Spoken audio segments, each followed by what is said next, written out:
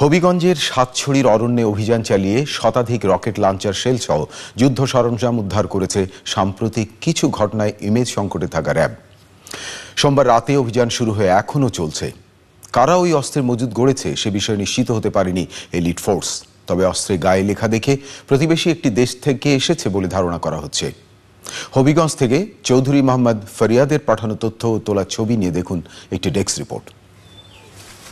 ভারতের ত্রিপুরা রাজ্যের সীমান্ত থেকে মাত্র ৩ কিলোমিটার দূরে হবিগঞ্জের চুনারুঘাট উপজেলার সাতছড়ি অরণ্য। গোপন সংবাদে সোমবার গভীর রাতে অভিযানে নামে র্যাব ৯-এর একটি দল। নেটওয়ার্ক সিগন্যালের মাধ্যমে চিহ্নিত করা হয় ২টি টিলা, যেখানে ৫টি বাংকারের অস্তিত্ব পাওয়া যায়।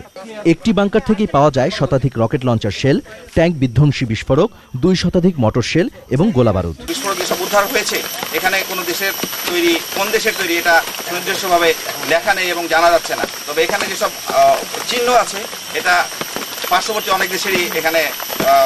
অভিযান 2 দিন চলবে বলে জানিয়েছে র্যাব। এখানে যে পরিমাণ আছে এর দ্বিগুণেরও বেশি আগ্নেয়াস্ত্র, এক্সপ্লোসিভ, বিস্ফোরক, গ্রেনেড, রকেট লঞ্চার, বিভিন্ন চার্জ এবং বিভিন্ন অবৈধ বিস্ফোরক এখানে থাকতে পারে। র্যাবের তৎপরতা চলমান আছে।